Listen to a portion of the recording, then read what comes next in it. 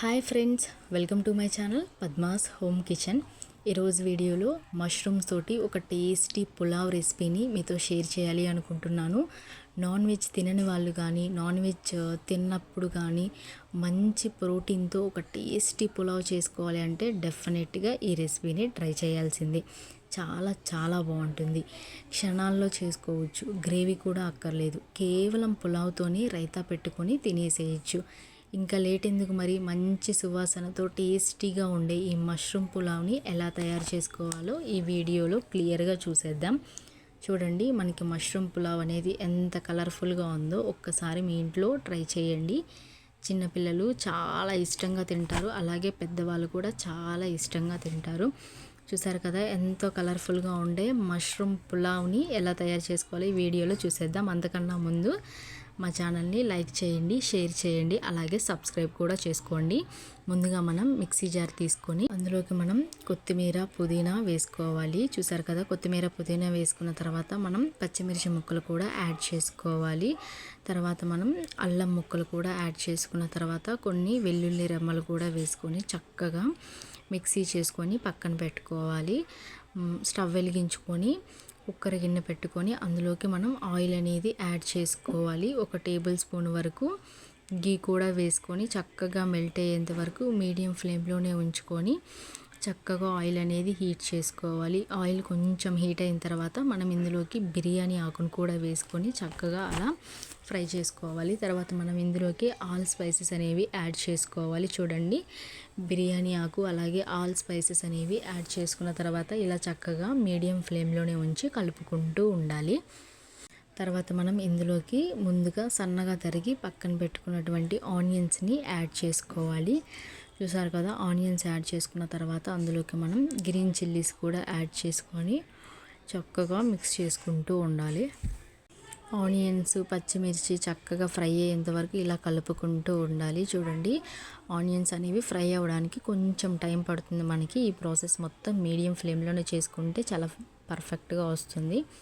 చూడండి, ఆనియన్స్ అనేవి మనకి కొంచెం ఫ్రై అయిపోయిన తర్వాత మనం ఇందులోకి టమోటా ముక్కలను కూడా యాడ్ చేసుకోవాలి. చూడండి, టమోటా ముక్కలు యాడ్ చేసుకున్న తర్వాత ఇలా చక్కగా కలుపుకుంటూ ఉండాలి. మీడియం ఫ్లేమ్లోనే ఉంచి కలుపుకుంటూ ఉండాలి. మనం ఇందులోకి కొంచెం సాల్ట్ని యాడ్ చేసుకోవాలి. ఇలా సాల్ట్ యాడ్ చేసుకోవడం వల్ల మనకి త్వరగా కుక్ అవుతుంది.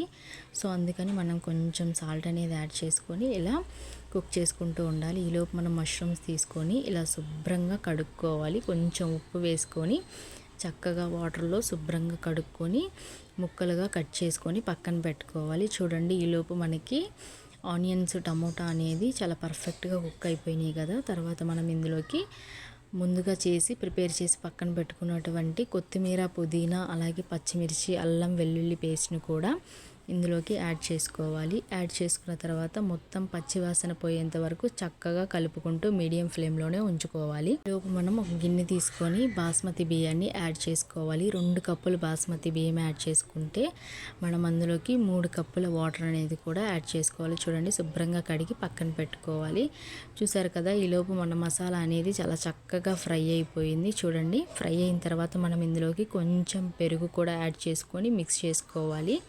ఇందులోనే మనం బిర్యానీ మసాలా కూడా వేసుకోవాలి, అలాగే ధనియాల పొడి, అన్ని మసాలా స్పైసెస్ వేసుకున్న తర్వాత చక్కగా మీడియం ఫ్లేమ్లోనే ఉంచి కలుపుకుంటూ ఉండాలి. చూడండి, ఇలా ఆయిల్ మొత్తం మనకి పైకి కనిపించేంత వరకు ఇలా చక్కగా కలుపుకుంటూ ఉండాలి. చూసారా, మనకి ఆయిల్ అనేది కొంచెం పైకి తేలుతుంది. అలా అయితే మనకి మసాలా అనేది చక్కగా ఫ్రై అయిపోయినప్పుడు ఇప్పుడు మనం ముందుగా ముక్కలుగా కట్ చేసి పక్కన పెట్టుకున్న మష్రూమ్స్ని యాడ్ చేసుకోవాలి. చూడండి, పెద్ద మష్రూమ్స్ అయితే 4 పీసెస్గా కట్ చేసుకోవచ్చు, చిన్నవి అయితే మనం 2 పీసెస్గా కట్ చేసుకొని ఇలా వేసుకోవాలి.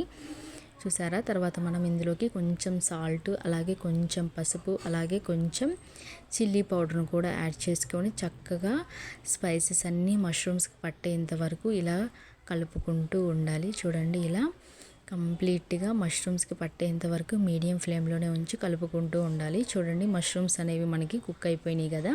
ఇప్పుడు మనం ఇందులోకి ముందుగా బాస్మతి బియ్యం నానబెట్టాం కదా, వాటిని ఇందులోకి యాడ్ చేసుకోవాలి. మొత్తం యాడ్ చేసుకున్న తర్వాత ఇలా చక్కగా మొత్తం మిక్స్ అయ్యేంత వరకు కలుపుకోవాలి.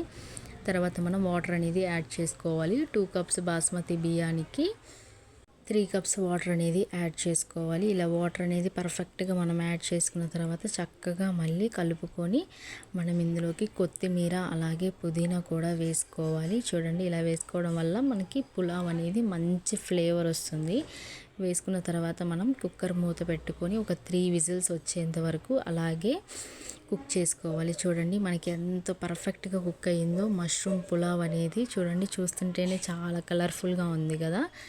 ఇలా పర్ఫెక్ట్గా కుక్ అయ్యింది కదా. మీరు కూడా ఒకసారి ట్రై చేయండి, చాలా అంటే చాలా బాగుంటుంది. చూడండి, మనకి ఎంత పర్ఫెక్ట్గా పులావ్ అనేది రెడీ అయ్యిందో. చాలా టేస్టీగా ఉంటుందని ఎక్కువ స్పైసెస్ ఏమి యాడ్ చేసుకోకుండా ఇలా సింపుల్గా తయారు చేసుకోవచ్చు. ఇందులోకి కాంబినేషన్గా మనం రైతా చేసుకోవడానికి ఒక గిన్నె తీసుకొని అందులోకి పెరుగు అనేది యాడ్ చేసుకోవాలి.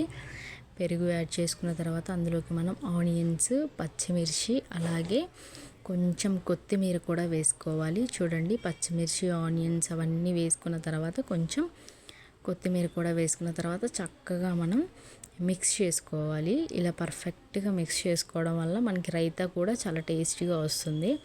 అందులోకి మనం కొంచెం సాల్ట్ కూడా యాడ్ చేసి వీడియోలో చూపించిన విధంగా మనం కలుపుకుంటూ ఉండాలి. చూడండి, కొంచెం వాటర్ కూడా యాడ్ చేసుకొని కలుపుకుంటూ ఉంటే మనకి ఎంతో టేస్టీ రైతా కూడా రెడీ అవుతుంది. మష్రూమ్ పులావ్ కూడా చాలా టేస్టీగా ఉంటుంది.